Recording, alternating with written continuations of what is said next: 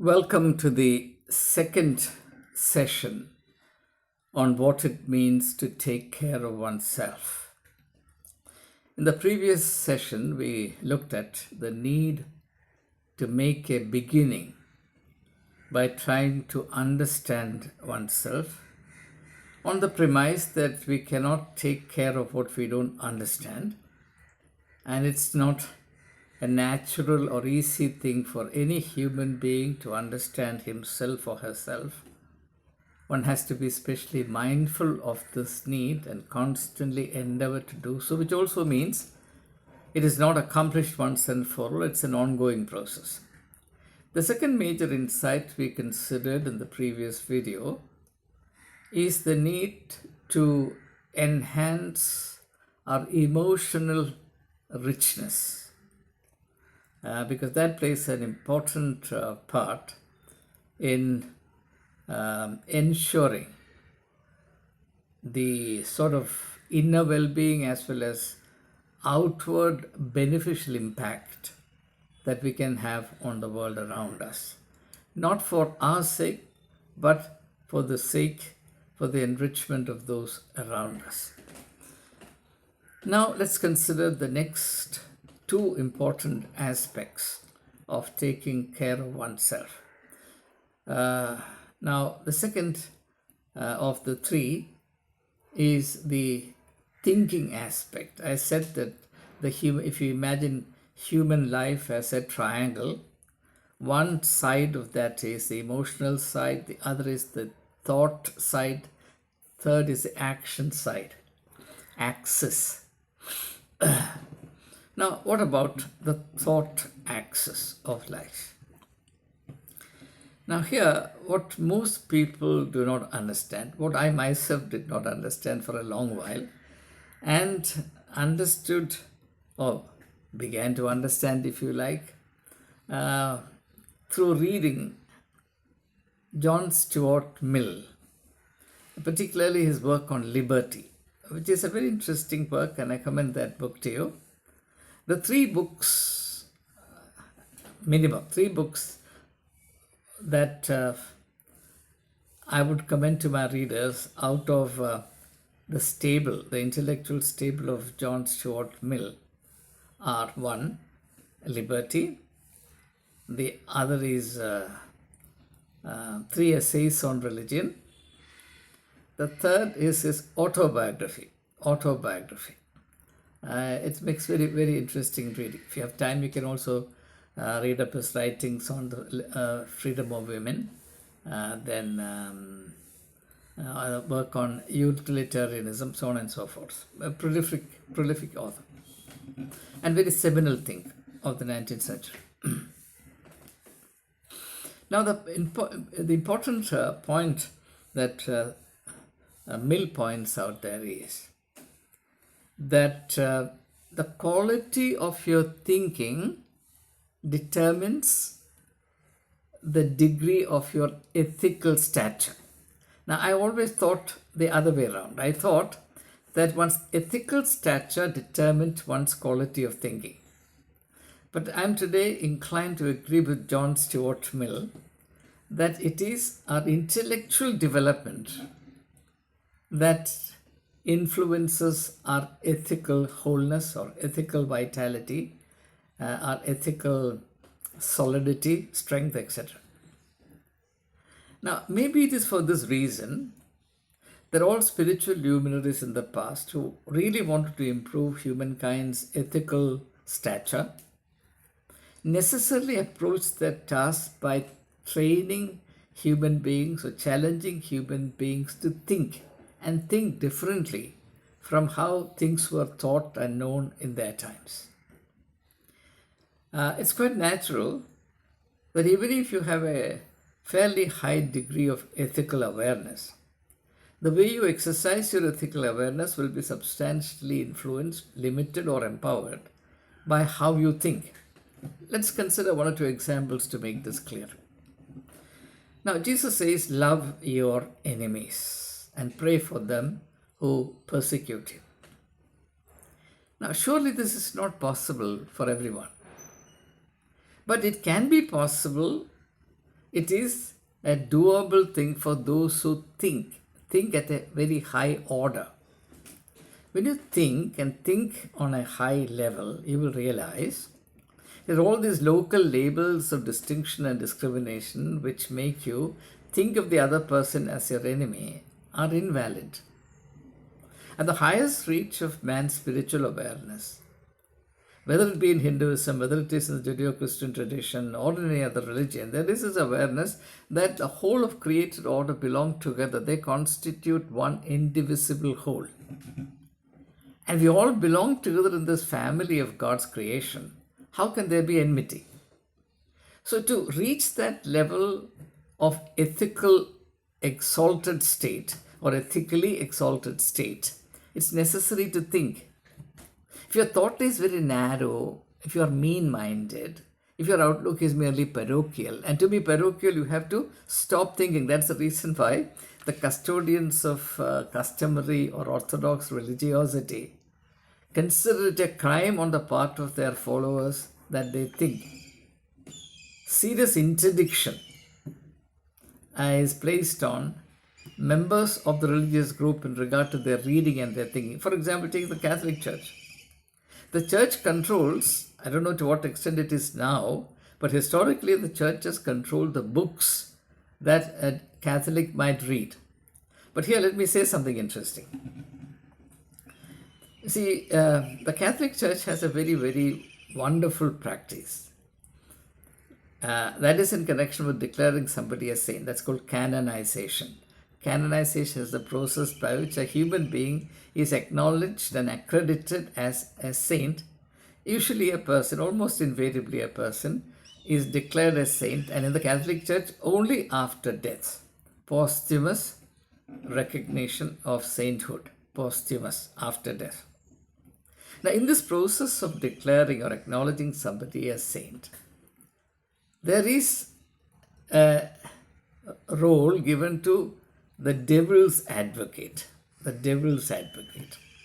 The two sides.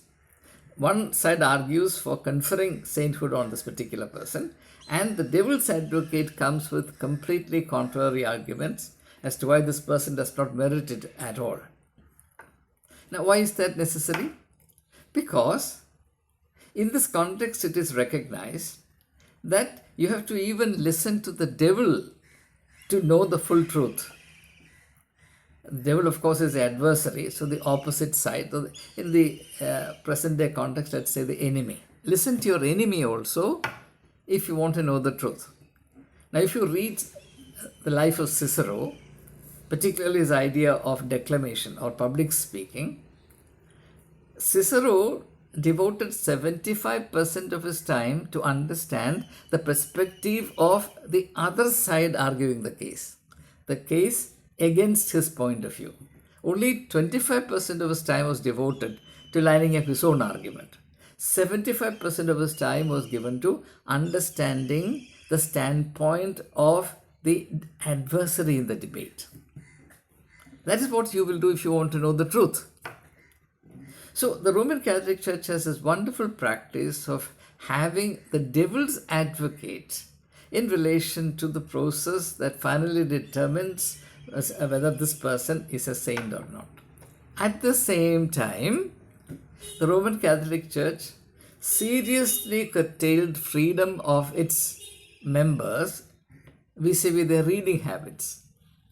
The priest and the bishop have the authority in the Roman Catholic Church, which is not present in the Protestant family of churches, to decide whether members of the congregation, members of the church can read this book or not read that book.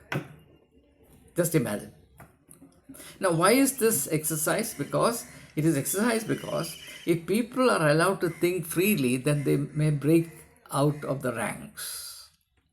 So in order to keep them confined to one's own religious or parochial enclave, it is necessary to curtail their thinking. Now, a person who is brought up in that kind of atmosphere will readily agree with the church even if the church's agendas and advocacies are immoral. For example, when the Spanish Inquisition was in progress, we don't have many instances of Catholics rising up in criticism and saying, this is all very wrong. After all, the church is founded on Jesus Christ. He's the ultimate in love and compassion and forgiveness. He said we should tolerate even our enemies. Then how can you persecute thousands and thousands of people and exterminate them? Nobody said that. Everybody thought it was the right thing to do. Why? Because they were not allowed to think. So that's the connection between thinking and morality. If your thinking is suppressed, your moral sense also remains underdeveloped. So there is a direct connection between thinking and morality. And thinking and high awareness, thinking and the greatness of one's stature and personality is something that I don't have to explain. If you have had occasion to be with an original thinker, fortunately I have had such occasions, I can tell you what an ennobling experience it is, what an enriching experience it is. Whereas if you spend even 2 minutes with somebody whose upper story is empty, or his upper story is full of garbage, then you know what a self-degrading experience it is. I'm sorry to have to say this. And therefore, I would underline, I would insist, I would argue passionately that taking good care of oneself involves developing one's thinking capacity to the utmost. This should be considered one of the most sacred duties the individual has. Why did Jesus teach? Why did the Buddha teach? Why did Sri Krishna teach?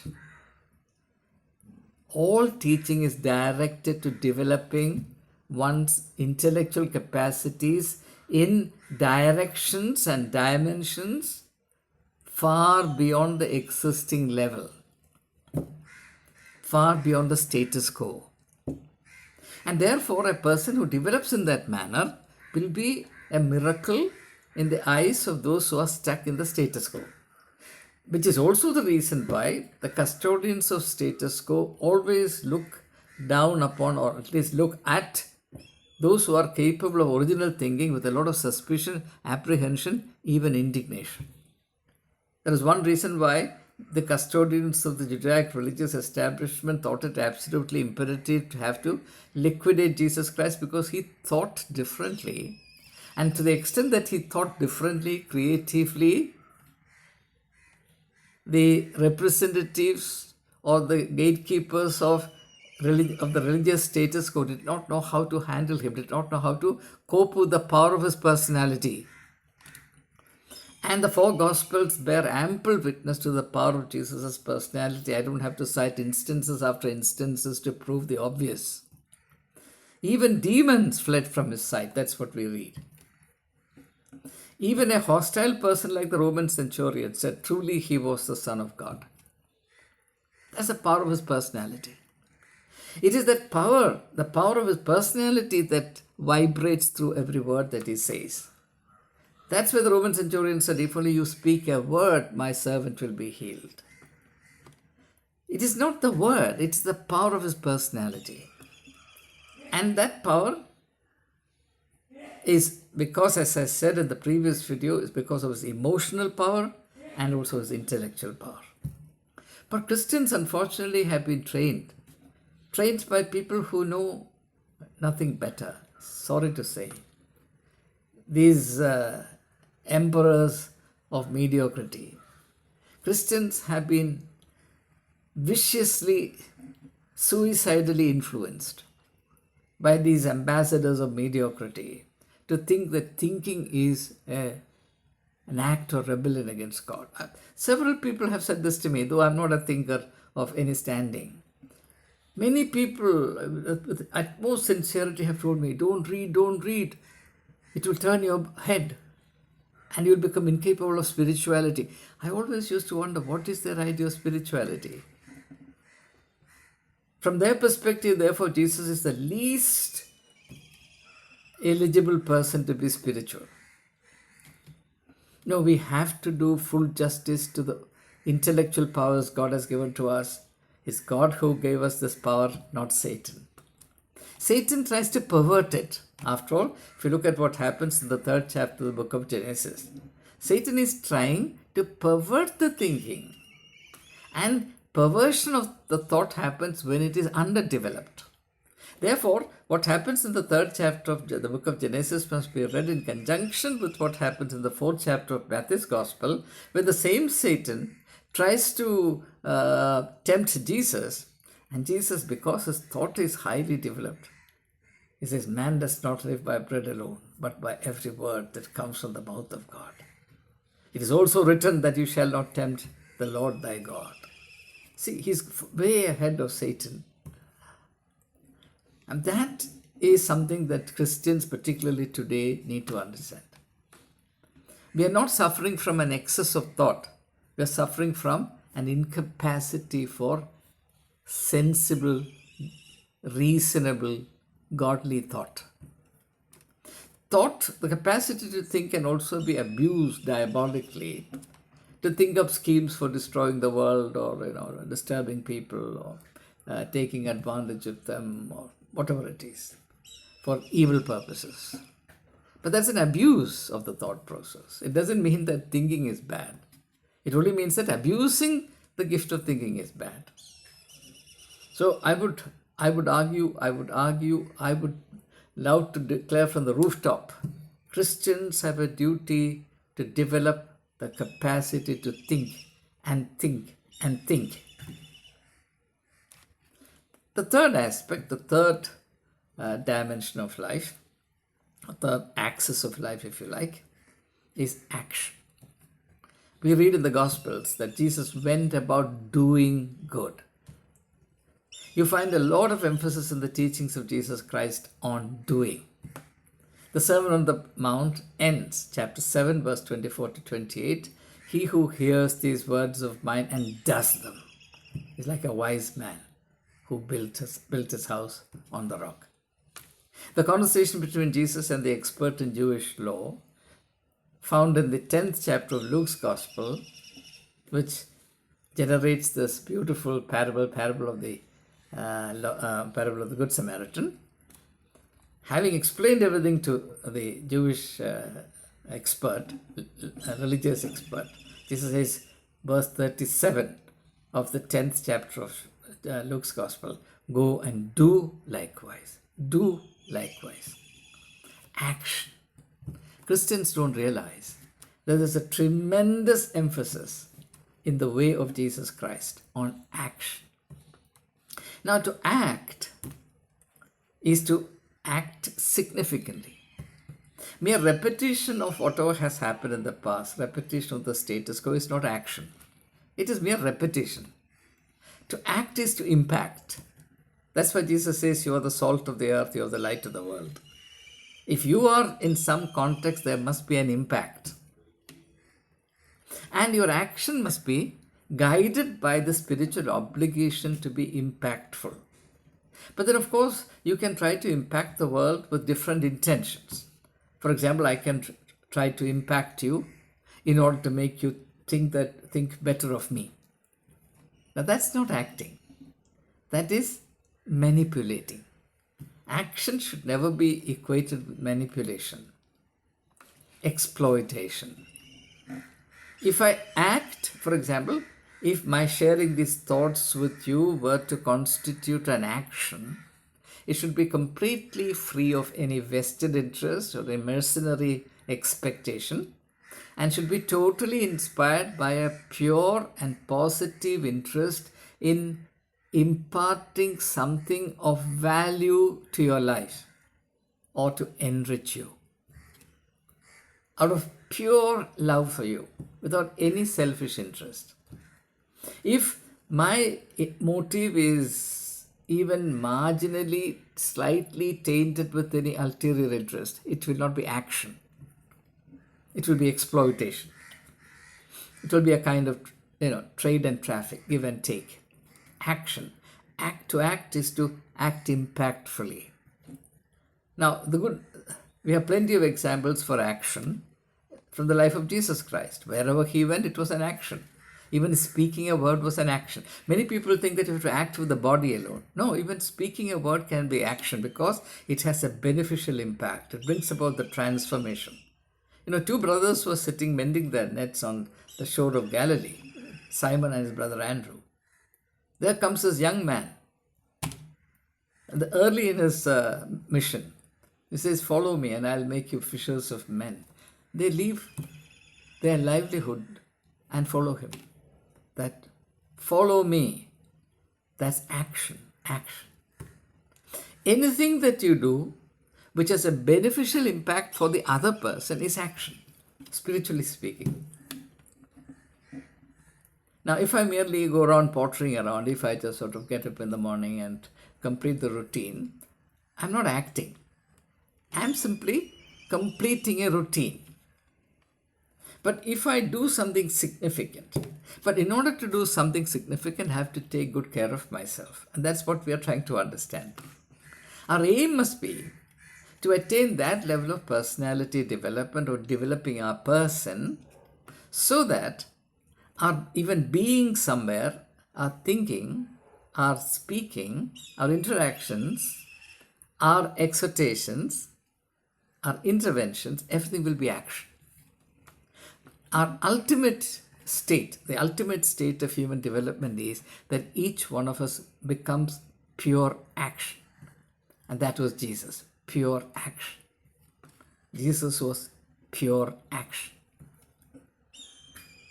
At that level, we will never experience the burden of life. We'll experience life as one singular, incomparable blessedness. That is my idea of taking good care of oneself. Wherever Jesus went, he was a blessing in the life of others. You think of the many encounters people had with him. Except in the case of one or two people who were completely imprisoned in themselves, who were unwilling to open up themselves to the blessings that were always flowing out of him. It was an infinite flow of goodness into the lives of others. Everybody was influenced for the better. Lives were transformed. The lame walked. The blind began to see. Lepers were cleansed. The dead were raised. Impact, impact, impact. Action. One word is action. So, we have to take good care of ourselves. And when we do so, it's very, very well within the realm of possibility to do that. But unfortunately, it is precisely the training to do this that is lacking in our church nurture. The church trains us keeping its own interest in mind. The church wants to develop us or prevent us from developing in keeping with maximizing its own interests. And that is the opposite of action, that's diabolic action. Why did, after all, Satan try to corrupt Adam and Eve? Why did Satan try to tempt Jesus and deflect him from his godly mission? Because he wanted to impose his interest on Adam and Eve and centuries, millennia later, Jesus.